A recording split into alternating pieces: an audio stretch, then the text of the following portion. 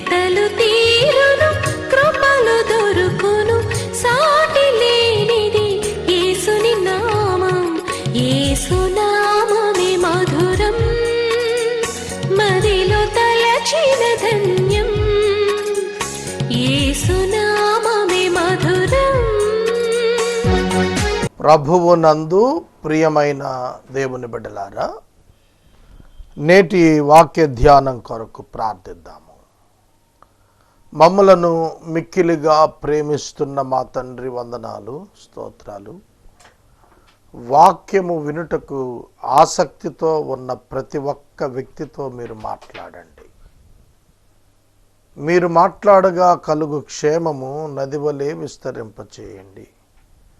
శాంతి సమాధానములను ప్రతి ఒక్కరికి దయచేయండి. యేసు నామమున వేడుచున్నాము తండ్రి, ఆమెన్. ప్రియమైన సహోదర సహోదరులారా, ప్రకటన గ్రంథము 11వ అధ్యాయము మీ ఎదుట ఉంచుకోనండి. ప్రకటన గ్రంథము 11వ అధ్యాయములో 19 వచనాలు వ్రాయబడ్డాయి. ఈ 19 వచనాలలోనూ వ్రాయబడినటువంటి ప్రధానమైనటువంటి అంశము ఇద్దరు సాక్షులు మరియు 7వ దూత బోర ఊదుట, దాని వెంబడి సంభవాలు మనకు కనిపిస్తాయి.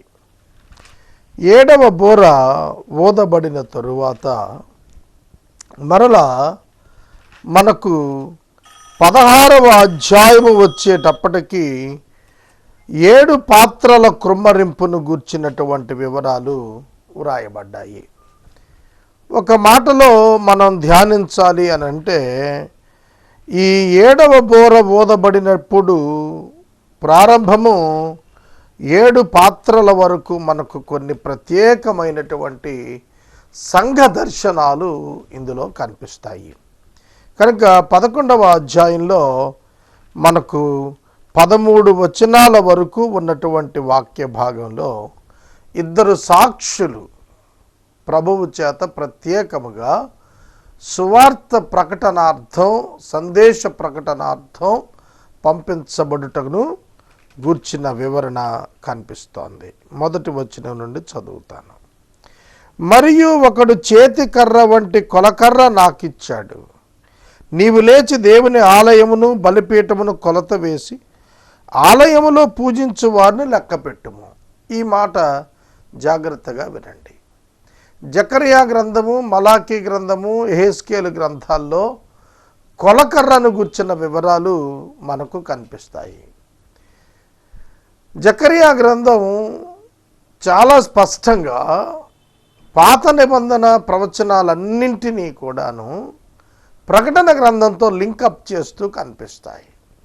యెహెజ్కేలు గ్రంథంలో యెహెజ్కేలు తన చేతికి ఇవ్వబడినటువంటి కొలకర్రతో దేవాలయపు ప్రాకారం మొదలుకొని ఔటర్ కోర్టును వినాయించి కొలవటం ప్రారంభించాడు. ఇక్కడ ఆలయము కొలత వేయబడుతూ ఉన్నప్పుడు ఔటర్ కోర్ట్, వెలుపటి ఆవరణాన్ని కొలత వేయలేదు. ఎందుకంటే అది అన్యులకు ఇయ్యబడినటువంటిదిగా కనిపిస్తుంది. ఇక్కడ దేవుని దేవాలయము కొలత వేయుటకు ఇప్పుడు దేవుని దేవాలయము లేదు. దేవాలయము ఇప్పుడు భౌతికంగా ఉనికిలో లేదు. ప్రకటన గ్రంథం రాసేటప్పటికే దేవాలయం ఉనికిలో లేదు. క్రీస్తు శకము 70వ సంవత్సరంలో యెరూషలేములోని దేవాలయము పడగొట్టబడింది. ఆ తరువాత మరలా దేవాలయము కట్టబడలేదు. అయితే దేవాలయము కట్టబడాలి అనేది ప్రకటన గ్రంథం యొక్క సారాంశం. ఎందుకంటే క్రీస్తు విరోధి దేవాలయములో అపవిత్రమైనటువంటి దానిని బలిపీఠము మీద నిలిపినప్పుడు మాత్రమే వాడు క్రీస్తు విరోధి అనేది యూదులు తెలుసుకోగలుగుతారు. కనుక క్రీస్తు యొక్క రాకడకు ముందుగా దేవాలయము పునర్నిర్మాణం చేయబడాలి. ఇప్పటికే ఇశ్రాయేలు దేశము వారు యెరూషలేమును ఆక్యుపై చేసినటువంటి మహమ్మదీయులతో పోరాడుతూ ఉన్నారు. ఇప్పుడు యెరూషలేము దేవాలయము యొక్క ప్రాకారములు ఉన్నటువంటి గోడ ప్రక్కన ఉన్న భాగం అంతా కూడా మహమ్మదీయులు ఆక్యుపై చేశారు. డూమ్ ఆఫ్ ద రాక్ అంటారు. అక్కడ ఇస్సాకును బలి ఇచ్చిన స్థలంగా బైబిల్ చెబితే ఇష్మాయేలును బలి ఇచ్చిన స్థలంగా మహమ్మదీయులు భావించి అక్కడ వారు అల్లాను ఆరాధిస్తున్నారు. కనుక ఆ స్థలంలో దేవాలయం నిర్మాణం చేయబడాలి. అయితే దేవాలయ నిర్మాణానికి కావలసినటువంటి భౌతిక మెటీరియల్ అంతా కూడాను నిర్మితమై ఉన్నది. దానిని అసెంబుల్ చేయటమే తీసుకొచ్చి అని అంటున్నారు. కనుక దానికి ఎంత సమయం పడుతుందంటే వెరీ షార్ట్ పీరియడ్లో దాన్ని కట్టేస్తారు. ఈ మధ్యన సివిల్ ఇంజనీరింగ్లో టెక్నాలజీ పెరిగిపోయింది. ఒక రోజులో 10 అంతస్తులు, 3 రోజుల్లో 30 అంతస్తులు కట్టేటువంటి చైనా టెక్నాలజీ ఈరోజు అమల్లోకి వచ్చింది. అమరావతి నిర్మాణంలో వాటిని వాడతామనేటువంటి నానుడు కూడా మనం గత కాలంలో విన్నాము. కనుక దేవాలయం కట్టబడాలి. ఆ దేవాలయము కొన్ని కొలతలతో కట్టబడుతుంది. అది సాధారణమే. పాత నిబంధనలో యెహెజ్కేలు కాలంలో చూపించబడినటువంటి దేవాలయం యొక్క కొలతలు ఖచ్చితంగా అవి అమలులోనికి తీసుకొనబడతాయి. అలాగే ప్రత్యక్ష గుడారం యొక్క కొలతలు మనకు మోషే గారి కాలంలో ఇచ్చాడు. దేవాలయం యొక్క కొలతలు సొలొమోను కాలంలో ఇచ్చాడు. సొలొమోను కట్టినటువంటి మందిరము, సొలొమోను గారు నిర్మాణం చేసినటువంటి మందిరము బబులోనుకు వెళుతున్నటువంటి సందర్భాన క్రీస్తు పూర్వము 586వ సంవత్సరంలో కూలగొట్టేశారు. అది మరలా పునర్నిర్మాణం చేయటానికి 70 సంవత్సరాలు బబులోను చెర అనంతరం కోరేషు రాజు పంపించినటువంటి యూదులలో జెరుబ్బాబెలు వెళ్ళి వేరొక మందిరాన్ని నిర్మాణం చేశాడు. అది చిన్నది, not comparing with the temple of Solomon. ఘనమైనదిగా, అంత ఘనమైనదిగా లేదు. కనుక అది కూడాను క్రీస్తు శకం 70లో పడగొట్టారు. ఇక ఆ తర్వాత దేవాలయం కట్టబడలేదు. అందుకనే భక్తులు ఏమంటారంటే ఇది అలగొరికలుగా సంఘానికి వర్తింప చేసుకుంటూ కొలత వేయబడుట చేత పరిరక్షించబడుతోంది, ప్రొటెక్ట్ చేయబడుతోంది కొలతల చేత. ఎప్పుడైనా సరే కొలతలు ఎప్పుడు నిర్వహిస్తారంటే ఎసెట్ ప్రొటెక్ట్ చేసుకోవటానికి, దాని యొక్క సరిహద్దులను వాటిని నిర్ధారించుకోవటానికి కొలతలు చేస్తారు. కాబట్టి ఇది ఆధ్యాత్మికంగా అప్లై చేసుకున్నారు. ఆలయమునకు వెలుపటి ఆవరణం కొలత వేయక ఉండుము, అది అన్యులకు ఇవ్వబడిన అనక వారు 42 నెలలు పరిశుద్ధ పట్టణమును కాలితో త్రొక్కుదురు. ఇది మనం చూసినట్లయితే దేవాలయములో యూదులు మాత్రమే ప్రవేశించాలి అనేటువంటిది మనకు చాలా స్పష్టమైనటువంటి సందేశం ఉన్నది. అయితే అన్యులు త్రొక్కేటువంటి దేవాలయం 42 మాసాలు యెరూషలేమును అంటే 3.5 ఇయర్స్. ఫస్ట్ 3.5 ఇయర్స్, మొట్టమొదట 3.5 సంవత్సరాలు మహాశ్రమలలోని 7 సంవత్సరాల కాలంలోని అర్ధభాగం యూదులతో సఖ్యత ఉన్నటువంటి వేషముతో కూడినటువంటి అంత్యక్రీస్తు. 3.5 సంవత్సరాలు అయిన తరువాత ఆ అతి పరిశుద్ధ స్థలములో బలిపీఠము మీద దేవాలయములో తానే స్వయంగా కూర్చునే యత్నం చేస్తాడు, అపవిత్రమైన దాన్ని నిలుపుతాడు. అప్పుడు యూదులు తెలుసుకుని పారిపోతారు. అప్పటికే నిర్మాణం చేయబడినటువంటి ఆ దేవాలయం 42 మాసాలు అన్యులు తొక్కుతారు అనేది కూడాను ఒక వర్షను మనకు ప్రచారంలో ఉన్నటువంటిది. దానికి 1260 దినాలు అంటే 42 మంత్స్ అంటే 3.5 ఇయర్స్ అన్నమాట. ఆ 42 మాసాలు అన్యులు ఆ యొక్క దేవాలయాన్ని తొక్కుతారన్నమాట. ఎవడైనాను వారికి హాని చేయ ఉద్దేశించిన ఎడల వారి నోట నుండి బయలు వెడలి వారి శత్రువులను దహించి వేస్తుంది. ఎవడైనాను వారికి హాని చేయ ఉద్దేశించిన ఎడల అలాగున వాడు చంపబడవలను. నేను నా 2 సాక్షులను అధికారం ఇచ్చి ఉంటున్నాను. వారు గోనెపట్ట ధరించుకొని 42 మాసాల పాటు 1260 దినముల పాటు ప్రవచనాలు చెబుతారు. 2 సాక్షులు. ఎవరి 2 సాక్షులు? 2 సాక్షుల్లో మనకు 5వ వచనం, నోట నుండి అగ్ని బయలు వెడలి శత్రువులను దహించినటువంటిది ఏలియా కాలం. ఏలియాను మనం చూస్తాం. దేవుని యొక్క సన్నిధానములో రాజుల మొదటి గ్రంథం 17వ అధ్యాయంలో ఆకాశం నుండి అగ్ని దిగి వచ్చి దహన బలి పశువును దహించింది కనుక ఏలియాకు సూచన. అలాగే నీళ్లను రక్తముగా చేయటానికి అధికారం ఉన్నది. అలాగే వర్షం కురవకుండా ఆకాశం ముయ్యటానికి అధికారం ఉన్నది. యాకోబు పత్రిక 5వ అధ్యాయంలో చెప్పాడు, ఏలియా ఆసక్తితో ప్రార్థన చేయదగా 3.5 సంవత్సరాలు వర్షం కురియలేదు అన్నాడు. కనుక ఏలియా రెండవ వాడు, నీటిని రక్తముగా మార్చేటువంటి వాడు. నీటిని రక్తముగా మార్చినది మోషే. కనుక వీరిద్దరూ కూడా నానా విధములైన తెగుళ్లతో భూమిని బాధించటానికి అధికారం కలిగిన వారు. వీరు సాక్ష్యము చెప్పుట ముగింపగానే అగాధము నుండి వచ్చు క్రూర మొగము వారితో యుద్ధము చేసి వారిని జయించి వారిని చంపును. కనుక ఈ యాంటై క్రైస్ట్ వారితో యుద్ధం చేసి వారిని చంపుతాడు. క్రూర మృగం క్రీస్తు విరోధియే. ఈ ఇద్దరు సాక్షులను చంపినప్పుడు వారి శవములు 3 దినములు భూమి మీద పారవేయబడి ఉంటాయి. అప్పుడు వారు ఆ యొక్క శవములు పడి ఉన్నప్పుడు ఆ ప్రాంతంలో ఉన్నటువంటి వారు ఒకరికొకరు కానుకలు పంపించుకుంటారు వారి మరణాన్ని బట్టి. ఆ తర్వాత 3 దినాలకు వాళ్ళిద్దరూ కూడా భౌతిక పునరుద్ధానం పొంది మరలా తిరిగి వెళ్ళిపోతారు, పరలోకానికి వెళతారు. వారి శవాలు మహాపట్టణం అంటే యెరూషలేము సంత వీధుల్లో పడుంటాయి. సొదొమ అనియు ఐగుప్తు అనియు దానికి పేరు పెడతాడు. అచ్చట వారి ప్రభువు కూడా సిలువ వేయబడ్డాడు. యెరూషలేమే అది. ప్రభువు సిలువ వేయబడింది యెరూషలేము గవిని వెలుపట. కనుక దానిని 2 భాగాలకు చెప్పాడు. ఒకటి ఐగుప్తు అన్నాడు, 2 సొదొమ అన్నాడు. రెండింటి మీద కూడా దేవుని మహా ఉగ్రత కుమ్మరించబడింది. సొదొమ గొమొర్రాల మీద దేవుడు అగ్ని గంధకాలను కురిపించాడు. ఐగుప్తు దేశం మీద దేవుడు 10 తెగుళ్లను పంపించి నాశనం చేశాడు. కాబట్టి వారి శవాలను చూచి ఉన్నవారు 3 దినములున్నర వారి శవాలను చూస్తూ శవాలను సమాధుల్లో పెట్టనివ్వరు. రోడ్డు మీద పడి ఉంటుంది.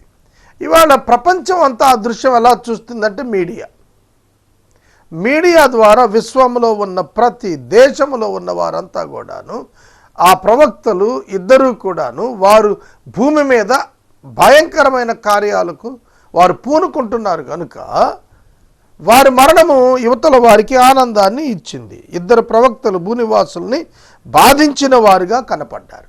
భూనివాసులు వారు బాధించినందున, వారు మరణించినందున ఒకరికొకడు కట్నాలు పంపుకుంటూ సంతోషించారట. వారి గతిని చూచి వారి శవములు నడి రోడ్డు మీద పడి ఉండటం, 3.5 దినాలు ఎవరు వాటిని తీయకపోవటం, దానిని ప్రపంచ మీడియా ప్రసారం చేయటం, అవి చూచినప్పుడు కట్నములు పంపుకొనుచు అందరూ సంతోషముతో ఆనందించారట. అయితే 3 దినములున్నర పిమ్మట దేవుని యొద్ద నుండి జీవాత్మ వచ్చి వారిలో ప్రవేశించింది. యెహెజ్కేలు గ్రంథంలో ఎండిన ఎముకలలోనికి జీవాత్మ రాగా వారు మహాసైన్యంగా నిలబడ్డారు. జీవాత్మ జీవింపచేయు ఆత్మ, శవములలోనికి వచ్చిన జీవాత్మ వారిని తిరిగి సజీవులనుగా చేసినట్లుగా మనకు అర్థమవుతోంది. అప్పుడు వారి పాదములు ఊని నిలిచారు. ఆ దృశ్యము ప్రపంచమంతటా కూడా మీడియా ద్వారా చూస్తున్నారు. అందున చూచిన వారికి మిగుల భయం కలిగింది. మిగుల భయము కలిగినది. ఇది చాలా ప్రాముఖ్యమైనటువంటి మాట. మనం అండర్లైన్ చేసుకొని ధ్యానం చేయాలి. చంపినప్పుడు ఆనందం కలిగింది.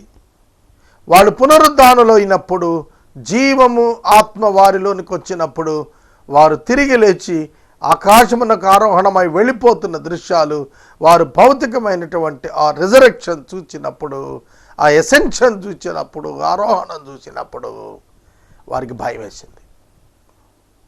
సహోదరుడు, సహోదరి, దేవుని యొక్క కార్యములను అర్థం చేసుకొని ప్రపంచం సర్వనాశనం వైపు అడుగులు వేస్తోంది.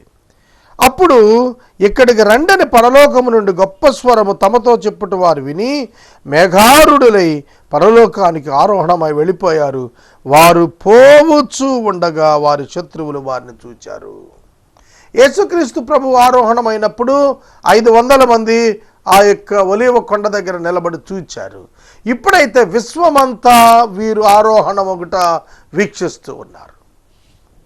ఎప్పుడు కూడా స్పిరిచువల్ బీయింగ్స్ ఎప్పుడు భౌతిక కెమెరాలకు దొరకవు. కానీ వీరు ప్రాణంతో తిరిగి లేచినప్పుడు వీరి యొక్క శరీరములతో సహా వీరు తిరిగి పైకి వెళ్ళిపోతున్నట్లుగా కనబడుతోంది. ఆ గడియలో మిక్కిలి గొప్ప భూకంపం కలిగింది. ఆ పట్టణంలో 10వ భాగం కూలిపోయింది. 7,000 మంది ఆ భూకంపంలో చనిపోయారు. మిగిలిన వారు భయక్రాంతులై పరలోకపు దేవుని మహిమ పరిచితిరి. ఇది అద్భుతం. ప్రకటన గ్రంథంలో మనకిక్కడే శ్రమల కాలంలో దేవుని భూమి మీద మహిమ పరిచినటువంటి అనుభవం ఇక్కడ కనిపిస్తుంది. కనుక విశ్వసించినటువంటి వారు భయక్రాంతులై పరలోకపు దేవుని మహిమపరిచిన వారు కనబడుతున్నారు ఇక్కడ. కనుక మోషే ఏలియాలు వారు దేవుని యొక్క సన్నిధానమునకు తిరిగి వెళ్ళుట ప్రపంచ ప్రజానీకం చూచినట్లుగా ఇక్కడ సాక్ష్యం ఇస్తోంది. ఇక్కడికి 2వ శ్రమ గతించినట్లుగా మనకు తెలుస్తోంది. 9వ అధ్యాయం 12వ వచనంలో మొదటి శ్రమ గతించింది. 11వ అధ్యాయం 14వ వచనానికి 2వ శ్రమ గతించింది. ఇక 3వ శ్రమ రాబోతోంది. ఇది 7వ దూత 7వ బోర ఊదినప్పుడు పరలోకంలో గొప్ప శబ్దం పుట్టింది. 7వ ముద్ర విప్పబడినప్పుడు పరలోకములో నిశ్శబ్దం వచ్చింది. 7వ బోర మ్రోగినప్పుడు పరలోకములో గొప్ప శబ్దం వచ్చింది. కాంట్రా గమనించండి. 7వ ముద్రప్పుడు నిశ్శబ్దం, 7వ బోరప్పుడు మహాశబ్దం. ఆ శబ్దం ఏమిటి? ఈ లోక రాజ్యము మన ప్రభువు రాజ్యమును, మన క్రీస్తు రాజ్యమును ఆయను అపవాది చేతులలో నుండి రాజ్యము క్రీస్తు వశమైనప్పుడు ఈ మాటలు చెబుతున్నాడు. ఆయన యుగయుగముల వరకు ఏలును. యేసు యుగయుగములు ఏలువాడు. అంతటా దేవుని ఎదుట సింహాసనాసీనుడగు ఆ 24 పెద్దలు సాష్టాంగపడి దేవునికి నమస్కారము చేసి, వర్తమాన భూత భవిష్యత్ కాలములలో ఉండు దేవుడివైన ప్రభువా, సర్వాధికారి, నీవు నీ మహాబలమును స్వీకరించి ఏలుచున్నావు గనుక మేము నీకు కృతజ్ఞతాస్తుతులు చెల్లిస్తూ ఉన్నాము. రాజ్యము క్రీస్తుదైపోతోంది. అప్పటి వరకు రాజ్యం చేస్తున్న అపవాది యొక్క కబంధ హస్తముల నుండి దేవుడు రాజ్యమును తాను తీసుకుంటున్నాడు. అందుకనే మనకు పరలోకపు ప్రార్థనలో నీ రాజ్యం వచ్చును గాక అనేటువంటి పదాన్ని ప్రభు యూదులకు ప్రార్థనలో నేర్పించాడు. కనుక ఇక్కడ 24 పెద్దలు సింహాసనాసీనులైన వారు దేవుని ఎదుట సాగిలపడ్డారు. దేవునికి నమస్కారం చేస్తూ ఉన్నారు. దేవుణ్ణి ప్రభువా అని పిలుస్తున్నారు. దేవుడవైన ప్రభువా, దేవుడవైన ప్రభువా.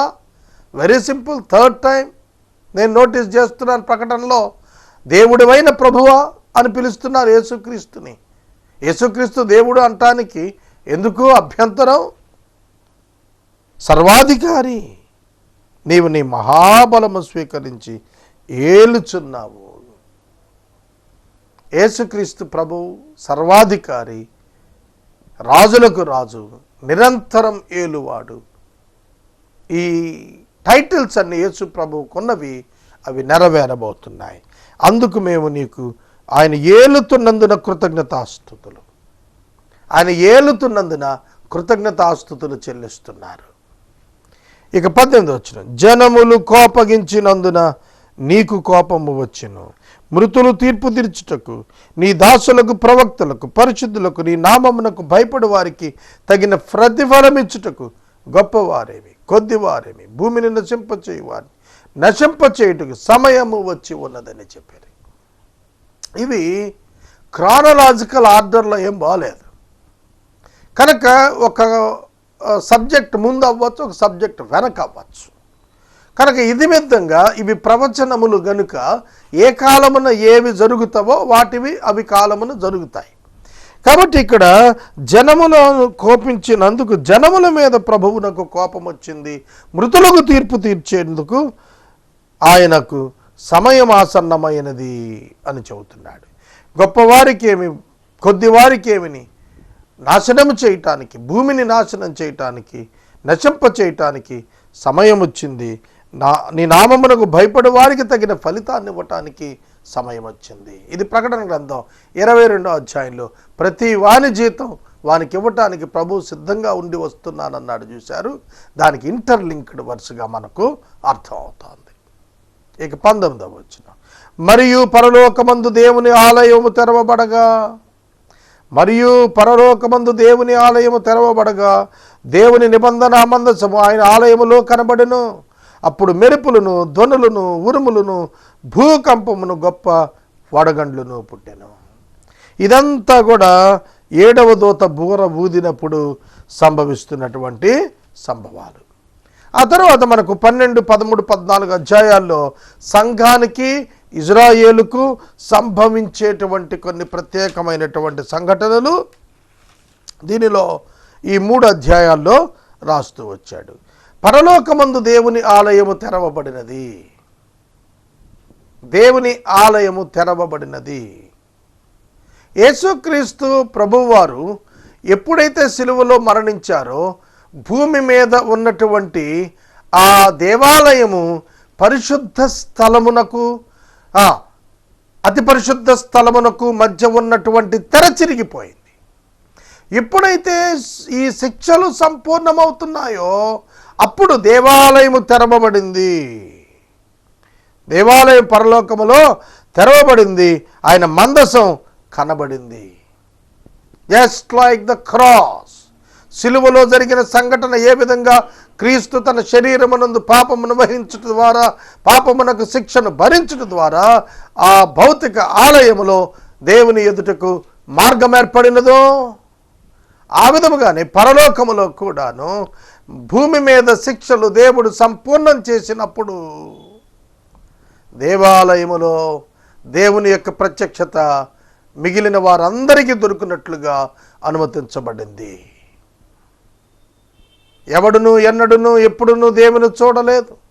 యేసుక్రీస్తు ప్రభువారు ఆ దేవుణ్ణి సమస్తమైన దూతలకును, మానవులకును, విశ్వాసులకును సాక్షాత్కరింపబోతున్నటువంటి దానికి ఇది సాక్షార్థంగా కనబడుతోంది. అప్పుడు భూమి మీద మెరుపులు, ధ్వనులు, ఉరుములు, భూకంపం, వడగండ్లు వచ్చాయి. పరలోకంలో జరుగుతున్న సంభవాలకి భూమి మీద వాటి యొక్క రియాక్షన్ కనపడుతోంది. సహోదరుడా, సహోదరి, 11వ అధ్యాయాన్ని మనం ముగించుకోగలుగుతూ ఉన్నాము. ఇక 12వ అధ్యాయంలోనికి వెళితే పరలోకమందు ఒక గొప్ప సూచన కనిపించింది. అదేమిటంటే, సూర్యుని ధరించుకున్న ఒక స్త్రీ, ఆమె పాదముల కింద ఉన్న చంద్రుడు, శిరస్సు మీద 12 నక్షత్రాలు, కిరీటం ఉన్నవి. ఆమె గర్భిణి అయి ప్రసవ వేదన పడుచు, నొప్పులు పడుచు, కేకలు వేయుచున్నది. అంతటా పరలోకమందు ఇంకొక సూచన కనబడెను. ఎర్రని మహాగడ సర్పము, దానికి 7 తలలు 10 కొమ్మలు ఉండెను. దాని తలల మీద 7 కిరీటాలున్నవి. దాని త్రోక ఆకాశ నక్షత్రాల్లో 3వ భాగాన్ని ఈడ్చి భూమి మీద పడేసింది. కననై ఉన్న ఆ స్త్రీ కనగానే ఆమె శిశువును మృంగివేయవలెనని ఆ గడసర్పము స్త్రీ ఎదుట నిలబడి ఉన్నది. సమస్త జనములను ఇనుపదండముతో ఏలనై ఉన్న ఒక మగ శిశువును ఆమె కనగా, ఆమె శిశువు దేవుని యొద్దకు, సింహాసనం యొద్దకు కొనిపోబడెను. ఆ స్త్రీ అరణ్యమునకు పారిపోయెను. అచ్చట వారు 1260 దినాలు ఆమెను పోషించాలని స్థలం సిద్ధం చేశాడు. Second 42 months, second 3.5 years of the tribulation period, అక్కడికి మనం 11వ అధ్యాయం ఎండింగ్కి వచ్చాడు. అప్పటికే 3.5 సంవత్సరాలు గతించిపోయిన అనుభవం నుండి 12వ అధ్యాయం ప్రారంభంలో మనం చూస్తున్నప్పుడు ఇజ్రాయేలు ఒక గర్భిణిగా ప్రసవ వేదన పడుచు బహుశ్రమలను అనుభవిస్తున్నట్లుగా మనకు కనిపిస్తోంది. సంఘము ఉత్పత్తిని గుర్చినటువంటి విషయాలు ఇక్కడ కనిపిస్తూ ఉన్నాయి. ఆ స్త్రీ అరణ్యములోనికి పారిపోయినట్లుగా ఉన్నది. ఇజ్రాయేలు ఇక్కడ స్త్రీగా మనకు వర్ణించబడుతోంది. అంతట పరలోకమందు యుద్ధం జరిగింది. మిఖాయేలు అతని దూతలు ఘటసర్పంతో యుద్ధం చేయాలని ఉండగా ఆ ఘటసర్పము దాని దూతలు యుద్ధం చేశారు, కానీ గెలవలేకపోయారు. పరలోకములో వారికి స్థలము లేదు. సర్వలోకాన్ని మోసపుచ్చు అపవాది అని సాతాను పేరు గల ఆది సర్పమైన మహాఘట సర్పం పడద్రోయబడింది. అది భూమి మీద పడద్రోయబడెను. దాని దూతలు దానితో కూడా పడద్రోయబడిరి. ఈ సంభవాలు ఏ ఏ సమయాల్లో ఎప్పుడు ఎక్కడ ఎట్లా జరుగుతున్నాయి అనేది తెలియదు. కానీ ఇది ఖచ్చితంగా ప్రకటన గ్రంథంలో చెప్పినది జరిగి తీరుతుంది.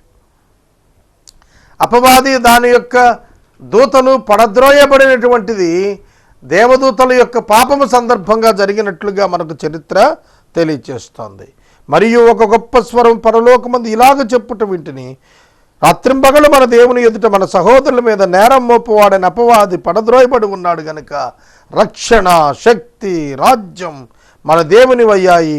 ఇప్పుడు అధికారం యేసుక్రీస్తుదయ్యింది. యేసుక్రీస్తు యొక్క రాజ్యము ఉనికిలోనికి వస్తున్నట్లుగా, క్రీస్తు రాజ్యాధికారం పొందుతున్నట్లుగా కనిపిస్తోంది. వారు గొర్రెపిల్ల రక్తమును బట్టి తామిచ్చిన సాక్ష్యమును బట్టి వాడిని జయించి ఉన్నారు, కానీ మరణము వరకు తమ ప్రాణములను ప్రేమించిన వారు కారు. 3.5 సంవత్సరాల్లో ఇజ్రాయేలు జనాంగము తమ ప్రాణాలను ప్రేమించలేదు, ప్రభువునే ప్రేమించారు. అందుచేత పరలోక నివాసులారా ఉత్సహించండి, భూమి సముద్రమా మీకు శ్రమ, అపవాది తనకు సమయము కొంచెమే అని తెలుసుకుని బహుక్రోధము గలవాడే మీ యుద్ధకు దిగివచ్చి ఉన్నాడని చెప్పండి. అదే పేతురు కూడా చెప్పాడు, తనకున్న సమయము కొంచెమని అపవాది ఎరిగిన వాడై ఎవరిని మృంగుదునాన గర్జించు సింహం వలె తిరుగుతున్నాడు అన్నాడు. ఆ ఘటసర్పము అపవాది భూమి మీద త్రోయబడి ఉండడు చూచి ఆ మగ శిశువును కని స్త్రీని హింసించెను. మగ శిశువును కనినటువంటి స్త్రీని హింసించెను ఇజ్రాయేలు. మగ శిశువు క్రీస్తు ఏ వంశములో నుండి ఉద్భవించాడు? యూదుల యొక్క వంశం నుండి ఉద్భవించాడు. కనుక ఇశ్రాయేలు జనాంగాన్ని ఈ యొక్క ఘటసర్పము హింసించినట్లుగా మనం చూస్తాం. ప్రకటన 24లో యేసుక్రీస్తు ప్రభు యూదులు పొందబోయేటువంటి మహాశ్రమలను గూర్చి, ఆ సందర్భంలో వాళ్ళు ప్రవర్తించవలసిన తీరును గూర్చి ఆయన రాశాడు. అందువలన ఆమె అరణ్యములో ఉన్న తన చోటికి ఎగిరినట్లు గొప్ప పక్షిరాజు రెక్కలు ఆమెకు 2 ఇయ్యబడెను. అచ్చట సర్పముఖమును చూడకుండా ఆమె 3.5 సంవత్సరములు అనగా కాలములు అర్ధ సంవత్సరము పోషించబడుతుంది. ఇజ్రాయేలు సెకండ్ 3.5 years ఆఫ్ ట్రిబ్యులేషన్ పోషించబడేటట్లుగా ప్రభు భద్రం చేశాడు. అలా భద్రం చేయకపోతే ఇజ్రాయేలీయులు బ్రతుకరు.